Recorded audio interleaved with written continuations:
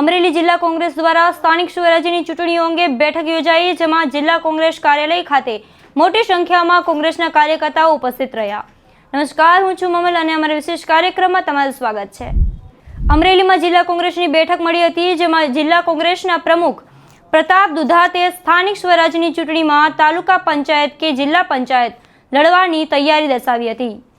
SIR મુદ્દે પાલિકાના વોટમાં મતો ફેરવાની કયાવત સામે દુધાતા નારાજ થયા હતા. સ્થાનિક સ્વરાજ્યની ચૂંટણીમાં કોંગ્રેસ દ્વારા ઉમેદવારની કયાવત શરૂ કરાઈ. આવો જાણીએ પ્રતાપ દુધાતે શું કહ્યું હતું.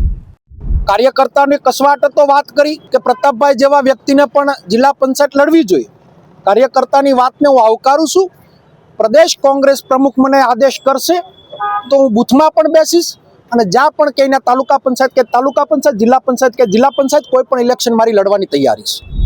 એ પણ એક આપણી જીત છે. પ્રજાની અંદર આંખમાં આંખ મિલાવીને આપણે વાત કરી શકીએ ને, એ આપણી જીત છે.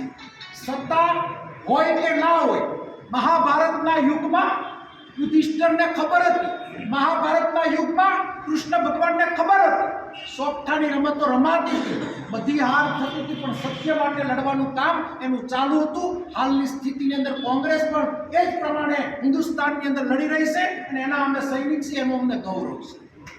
એનું ગૌરવ એટલા માટે કે ખબર છે કે સામે મોટી ફોર્સ છે, પણ ઇતિહાસ મહારાણા પ્રતાપનો એટલે લખાણો, એને ખબર હતી કે અકબર સામે એને હારવાનું જ હતું.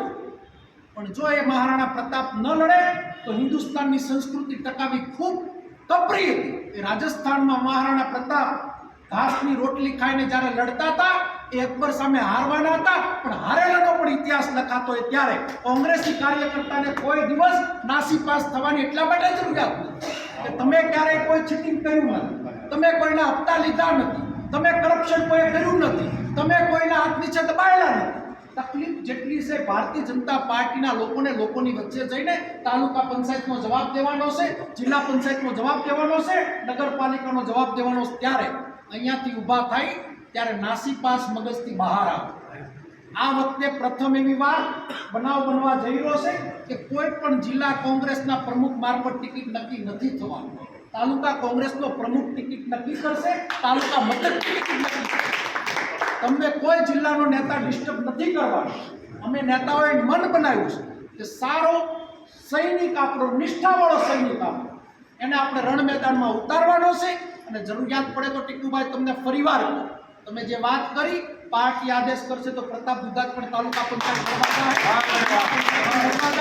લડવા માટે રાજકારણમાં આવ્યા છે. કોંગ્રેસની રાજકારણ કરી છે એટલે ખબર છે કે હામી સાથીએ લડ્યા વગર છૂટ્યો નથી. દલદલિયાવાળું રાજકારણ કોઈ દિવસ કર્યું નથી ને કરવાનો પણ નથી. મને મારા પ્રદેશ પ્રમુખ આદેશ કરશે તો હું બૂથમાં પણ બેસવા જાય. મને મારા પ્રદેશ પ્રમુખ આદેશ કરશે કે તારે તાલુકા લડવાની તો હું તાલુકા પણ લડે. મને મારા પ્રદેશ પ્રમુખ આદેશ કરશે તો હું જિલ્લા પંચાયત પણ લડે. ચૂંટણી રંગે સંગે લડવાની છે, લડાવવાની છે અને જીતાડવાની છે. ત્યારે અહીંયાથી ઊભા થાય આપણો હવના વિસ્તારમાં હવનું યુનિટ બનાવીએ. રહી વાત પ્રમુખોની, આ ઘટના અંગે આપ શું વિચારો છો? કોમેન્ટ કરીને કોમેન્ટ બોક્સમાં જરૂરથી જણાવજો. અત્યાર માટે બસ આટલું જ. નમસ્કાર.